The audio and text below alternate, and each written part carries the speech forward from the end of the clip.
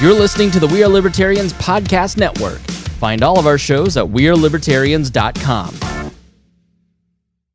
Freedom of movement, the right to privacy.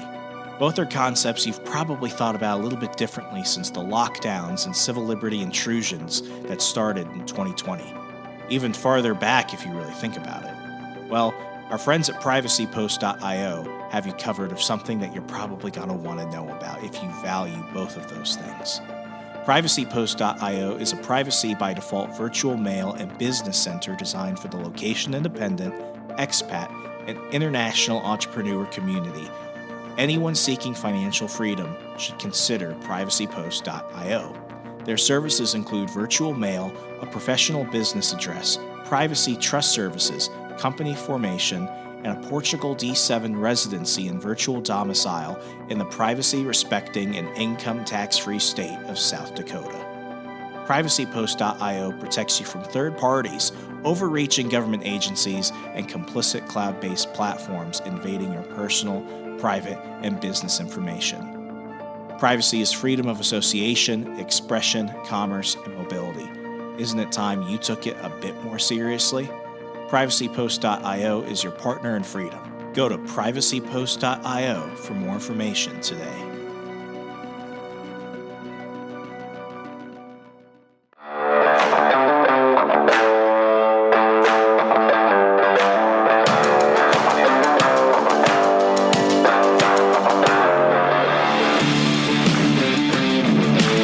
Prepare yourself. You're on the run with Remso W. Martinez.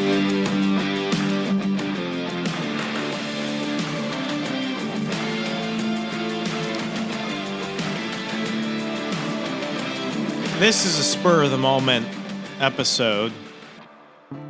I had like 3 other planned episodes that I could have gone with, but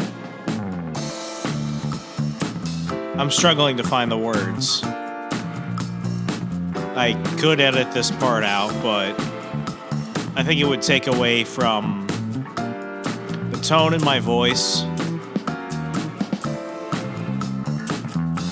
The music certainly doesn't help. That's what I love about doing this show. It's like cheap therapy where you get to talk to strangers, friends, enemies, all at the same time.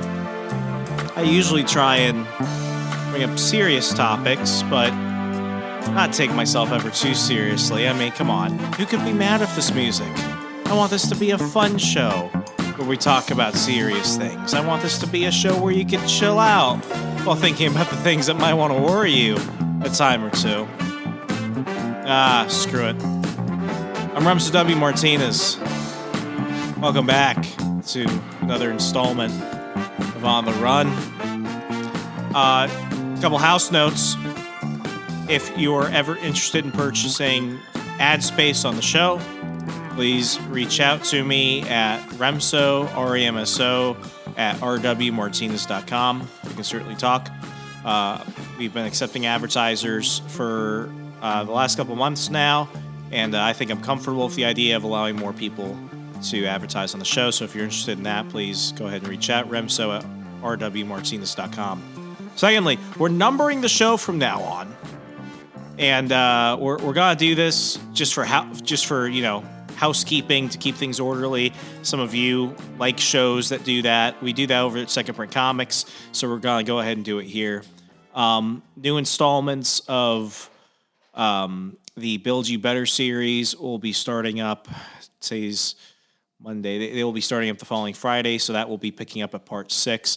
So you'll be able to see the differentiation from what the regular episodes are versus what the Build You Better series is. Those will be in parts as they've usually been, but that's coming back. I'm taking care of it so we can get back on track with the Build You Better series.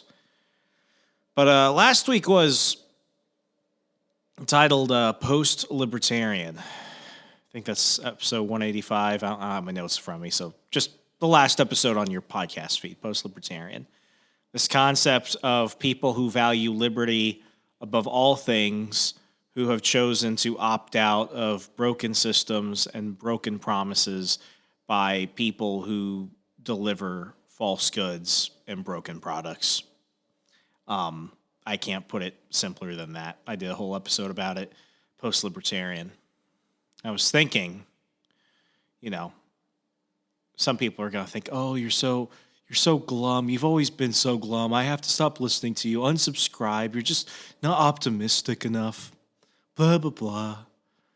And, I can't talk to people who have a childlike mindset of the world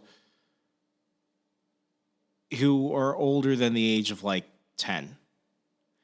If you have such a cheery view of the world, and I'm not saying don't be optimistic. I'm not saying don't be a happy person. I still consider myself a fairly happy-go-lucky person, but I'm not a person that pretends that things aren't the way they are. I don't think you have to be a complete asshole to be a pessimist in some ways. I mean, I look at things more stoically, but with all that to basically say, some of you are just hanging on because you like to tweet at me, you like to comment, oh man, what's wrong? And it's just like, I'm not here for you. I'm not, because this show is closing on 200 episodes. We've talked about a lot of really awesome things, and we talk about a lot of serious things sometimes. And the big thing that we've tried to do is tried to get you to open your mind to a world of possibilities in which you need to see yourself as the main character of your own story. But sadly, a lot of you are still supporting Cass. Worse, you're backup. You're the guys that walk in the backgrounds that don't even get mentioned in the credits of the movie. You're just there. And I can't help people like that. The post-libertarian episode was about one thing. It's about separating the people that want to go ahead and, follow through with another deliberate, insane action, because that's the definition of insanity, doing the same thing over and over, expecting different results, and the people that can look at more than 60 years of failure from third parties, from wonderkind politicians, from cultural messiahs, and just understand that nobody's going to save you except yourself. And this is the show for people that are going to actively take that side of their life, where they say, you know what, I'm going to be the main character of my own story. I'm going to get myself out of this. And that's not just to say you live in a void. I got into an argument one time with somebody at Liberty University. We were talking about, at the time it was, what do you do about terrorism, acts of terrorism? This was around the time of the Paris Bataclan massacre. This was when ISIS was still in full crazy mode in the Middle East, and ironically, I was the only soldier in my dorm at the time. And somebody was like, "Pray for the terrorists, pray for them, pray that they could go do things that can make amends for what they've done, and." They can meet Jesus and they can do great things. And I was like, well, it's really hard to do that. It's really hard to pray for those people. I'm not saying don't. But what I am saying is that if given the opportunity, I think we should fucking kill them all.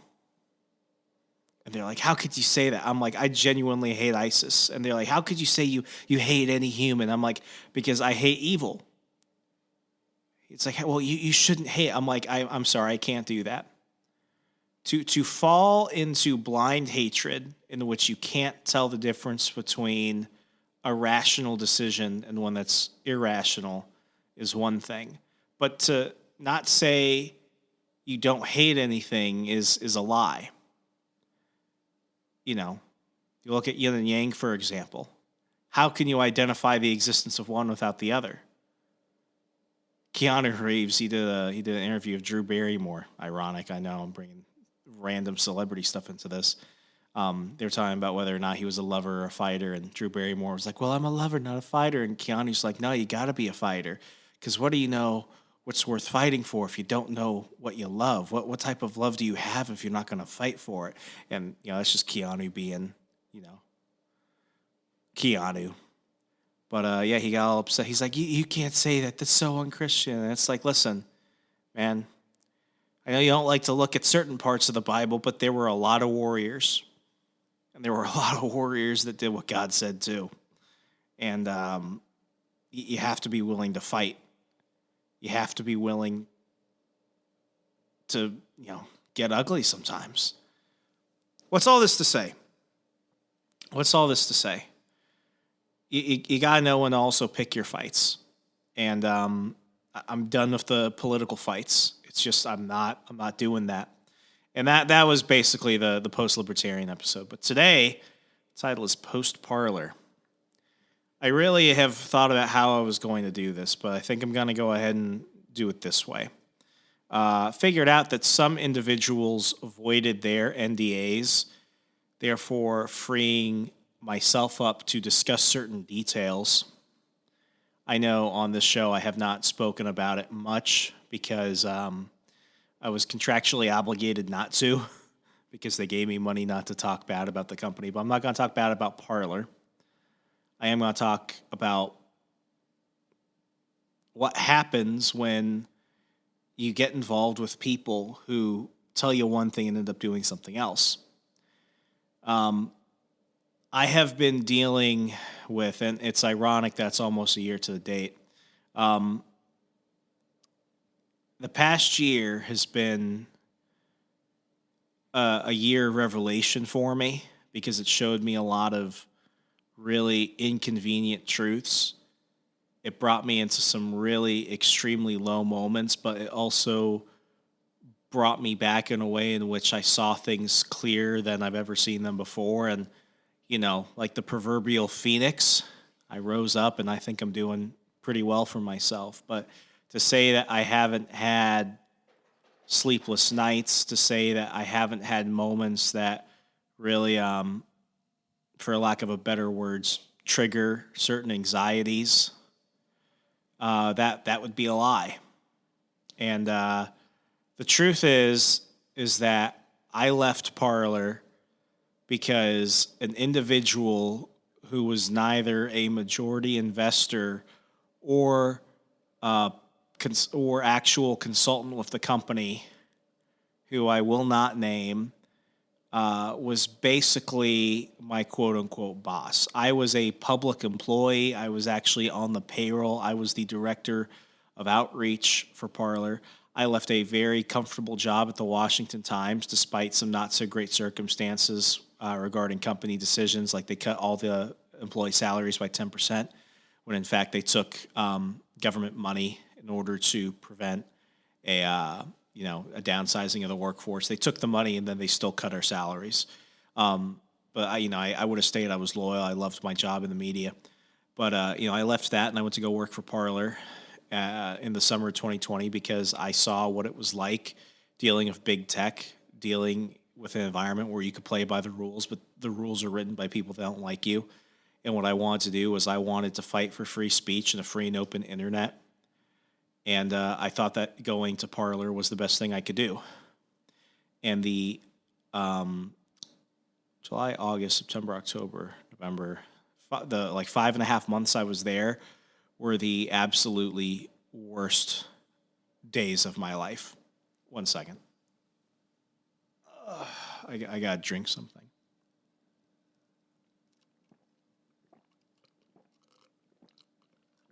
I'm not drinking alcohol, ironically. I've gotten kind of boozed up for lesser topics. I'm drinking caffeine to keep myself up.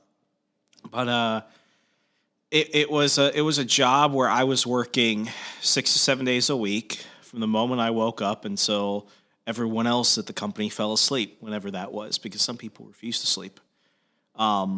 I dealt with people who I thought were my personal heroes, who turned out to be horrifying villains. I encountered people who really made me question whether or not I knew what a sociopath was. I was blackmailed, I was threatened, I was stalked, I was cyberbullied, I was in just the eye of the hurricane. on all fronts, from the right wing, from the left wing. Everyone wanted their chunk of flesh. And there were some individuals that saw Parler as a couple different things. One of them was a social experiment. Another was a business. And then you saw a few individuals who saw it as a way to personally enrich their own wealth, power, and influence. And that's when this individual came in. This individual came in about a year before, well, not even a full year. Let's say 6 months before I came on, and he basically swindled his way into a hidden position of influence when it suited him. And long story short, this individual had plans to basically, try and accumulate as much influence within the company so he could basically, run away with as much cash as possible.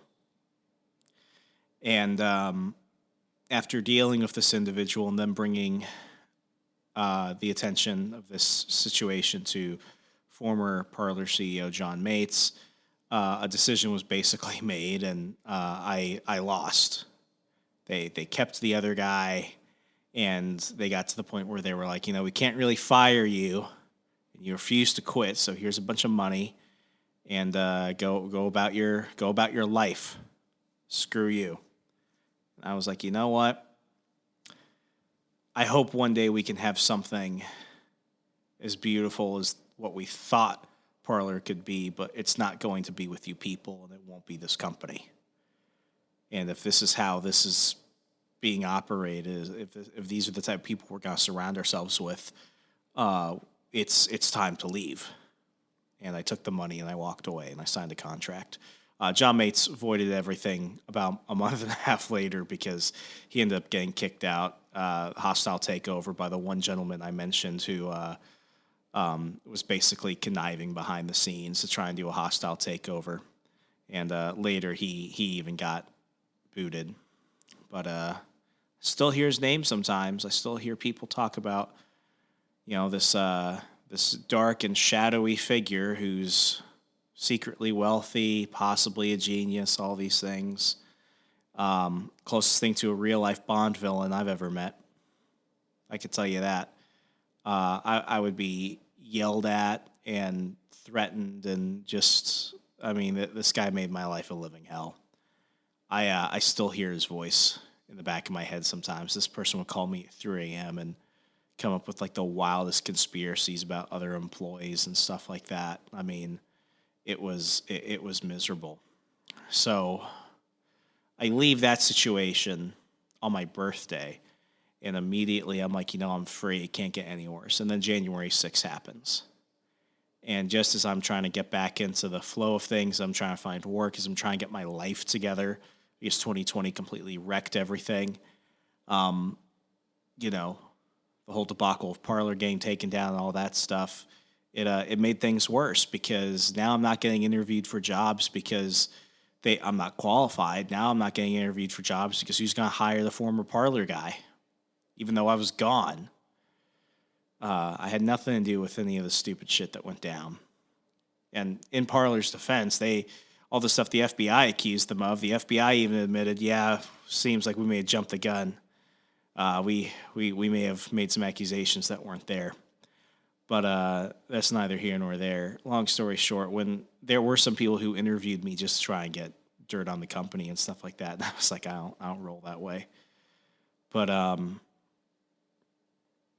it was an opportunity for me to deal with a lot of stress and to really assess what I was going to do with my life, because having gone from politics to media to then being kind of like an activist entrepreneur in the tech sector, it really made me understand how people think in terms of their impact. And, it was one of those moments where the most impactful people in my life were not the big names that you may think I know. And I know a lot of big names. They weren't people with blue check marks. They weren't millionaires. they weren't the people who could traditionally save you from getting canceled. These weren't the people that had the big hookups. What I had to do is I had to reevaluate at the end of the day, who are the people who are going to help me when I can barely help myself? And the truth is that I have far fewer friends now in my personal life than I may have thought I had a year ago or 2 years ago now. Because post-Parler, I really had to assess who is going to help me when I can't help myself. And the truth is, it was people who I didn't even reach out to. They were people who reached out to me to ask, hey, how are you doing? Are you okay? What do you need? It was those people. Post-Parler, I had the great opportunity to basically say that at the age of 25 at the time, that 25, 26, that I was the director of outreach for a multi-million-dollar company. But I also had to fill the time because of that scarlet letter on my resume. So that's when I started actually building up a business. That's when I actually started, working with long-term clients and building a referral base and developing my portfolio and my own skills. Because let me tell you, the worst thing that could possibly happen to me is to have nothing to work on. One second.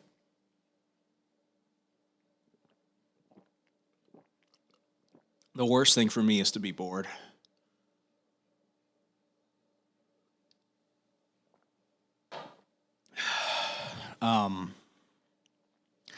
So, because of this space, I was working on those things. I was developing my skills because I understood that irregardless as to how bad things were now, I had two choices. I could either hide and be catatonic and just be fearful of everything, or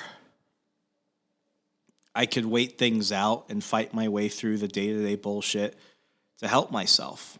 And the truth is that I did two things that really, I think, set me up for my eventual move to Wisconsin and for everything I've done since. One, I took time off and I traveled a lot to get out of the Beltway area primarily because I just need a change of scenery. I need to get out of, the headwind of everything going on in D.C. And, I traveled to Indiana, went to North Carolina, spent some time in Pennsylvania, Maryland, just drove around, flew around a lot. It was good because I needed a break because, while that a break is technically, quote, not working, I was still doing stuff. I was exploring. I was still making content. It just wasn't related to like work stuff and making money. And that's something I do more often now. Like I take mini trips on the weekends and stuff like that. You guys have heard me talk about that type of stuff. I do it, as a way of therapy, because if I don't get out of my own physical space sometimes, if I'm not doing something just for my own enjoyment, I go freaking crazy. It's why I love jiu-jitsu so much. It's why I go so often, because for me, that is my time. I do it for me. I don't have to share it with anyone else. I'm not going to, I can't put it on a resume. It's just one of those things that I do for me. So that was one thing that I gained from that post-Parler experience. It was an appreciation for my own self-care. But secondly, as I mentioned earlier, I also just didn't stop working. I knew that if I had just stayed in that pit of despair that I was stuck in, I mean, there were days where I really thought, is this the end of my career? Will I ever be able to live a functional life? And honestly, guys, other than shit on social media, life kind of just stayed the same. The most cautious and apprehensive person was me most of the time. And, obviously the show got hit because it got taken off YouTube. Facebook group got taken down. I mean, obviously, for the longtime listeners, that obviously, the show took a hit from that, especially when Parler got taken down. But it really forced me to ask the question. It's like, am I going to let this be the end of me, or am I going to fight for tomorrow? And let me tell you guys, I still have a very distinguished 9-to-5 job now. But if you had told me a few months before I got hired that this is what I was going to be doing, I would have told you I'll be lucky if I'm working at all. I've said on many occasions that one of the jobs I had the last couple of years was working at a warehouse for about a month and a half. Let me tell you, man, working at a warehouse part-time for $15 an hour, I thought, wow, if I could just do this for a few more months, maybe it'll be enough time for people to forget who I was. And maybe I could have this be the clean start on my resume. Warehouse guy. Luckily, didn't have to do that too long. Interviewed in the middle of that and ended up getting the job I have now. But there were nights where I genuinely thought, if I could just work a regular job where I could take care of myself and pay my bills and move out of my parents' basement and everything else, if people could just look at me but not know my name nor care to learn it, maybe that'll be me. Maybe that'll be my version of a better version of today. Just going about life silently and hopefully forgotten. But that's not who I am. There's too much shit to do in life. There are too many things I want to continue to do. Who is anybody to take that from me? Whether it was the media on the left, whether it was grifters and jerks on the right, whether it was people who were saying they were my friends but actively working against me. Who has the right to take my life from me? To take my dreams from me? No one. And that was probably the biggest lesson I took from my post-Parler experience. It's that the only person that is gonna destroy my happiness is gonna be me, because I'm not gonna let anyone else freaking do it. And I don't care if you bring all the armies of hell to take me down. I will not let anyone ever take my dreams from me. No one has the right to do that. Now, was what happened to Parler in the events that preceded January 6th, was that appropriate? Of course not. That was obviously a coordinated attack by Apple, by Amazon, by every other company involved who attacked that company. That was intentional. But the company was always going to end up where it's basically ended up now, which is irrelevance. I mean, Candace Owens' husband is now in charge, and now they're trying to get into the NFT space and everything else, but it'll always be a dead platform, a ghost. A few weeks ago, I think I told you all, I went on my Parler account right before Christmas. 28,000 people. A lot of you came here because you found me on Parler. Parler was my number one source for everything. It really skyrocketed the show's downloads. And I mean, when it was great, it was freaking great. But now, well, back when the profile was still there, thousands of people used to see my post. By the time I deleted it, maybe 4 or 5 people, because now it's just automated RSS feeds and bots and honestly, kind of racist people running around there making the whole thing shitty and people spamming the comments of porn. I kept my profile up for the longest time because I kept saying, well, what if I'm wrong? What if they come back and then everyone else comes back and I've got this giant platform here that I worked really hard to build. But then I realized, even if that was the case, would I want to go ahead and exist in the space and utilize the space, used by people who used me and made me feel terrible. And that when I did nothing wrong and I was trying to do something to protect the company, that they chose the problem over the solution. I mean, I know that karma's a bitch, but I mean, karma came for John Mates in like a month.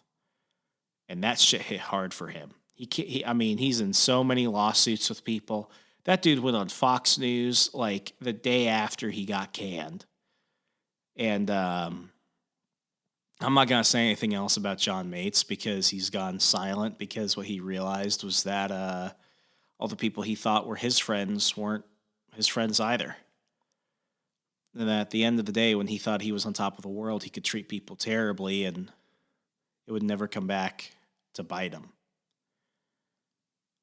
I hope John, for the sake of his wife and his daughter, could move on and have a good life. I don't hate John Mates. I don't. I don't even hate that bastard who will not be named, who caused everything, because he did me the biggest favor in my entire life. He put me through hell and caused me to make decisions I thought I would never make. And because of it, I came out stronger, wiser, and smarter, despite his worst intentions to try and make my life difficult. At the end of the day, I'm still putting my name out there and my face out there. I'm still developing myself as a person and trying to develop others, like many of you who listen, to try and live a better life. It could have been any job. It could have been anything, but the lessons remain. You know, I think it's, I've been making fun of New Year's resolutions. I've been making, little quips out of people that try and be like, oh, new year, new me. But I think I'm kind of falling on that sword a bit, because already we're a few weeks into January and all I've been able to talk about is the past year, my own, reflections and everything, my own recollections of the lessons I learned and the moments that brought me to where I am. A year went by and I really didn't feel the weight of it until maybe just a couple days ago. And I wanted to talk to you about this because I wanted to be vulnerable and let you know that things have not always been okay. And, 2020 was harsh, but 2021 was a lot. It was a lot to handle. And there were many situations, especially in, like February, March, April, around that time, where I genuinely thought about canceling the show. And I thought, it's never going to rebound. And I don't know if we'll ever see numbers like we used to. I hope we do. But what I realized was that, this became less of just a promotional opportunity, and it became an opportunity to form community. It became an opportunity to put my thoughts out there and remind others, or at least myself, that, we can have these conversations, we can have convictions, but we can also allow ourselves to live out the rest of our lives. That's why On the Run covers so many different topics. That's why we just have fun sometimes. That's why we have the degenerate panel. That's what, to make us laugh. That's why we bring on guests to talk about important issues, because, life is about joy as much as it is about sadness. In life, you feel hate as much as you feel love, but you have to allow yourself to be open to feel all those things, to understand that, while emotion is part of you, it doesn't always have to be the thing that drives you. You can make the best decisions you can based off the experiences and the knowledge you've obtained. I thought post-Parler I was going nowhere with my life and that my life was going to be utterly miserable. But the truth is that things got better. And the stories of the things that I will do for myself and for others won't change for the worse. They will only get better over time. And that through the darkest periods of your life, you don't have to see those as the final chapter, you can just see them as a low point in your hero's journey to move on and freaking slay dragons and save yourself and your loved ones and other people by making yourself into the hero you were meant to be. I feel so much better than I did at the beginning of this episode. And I hope you've enjoyed listening to my life as much as I enjoy living it. We'll be back every Monday and Thursday. Good night.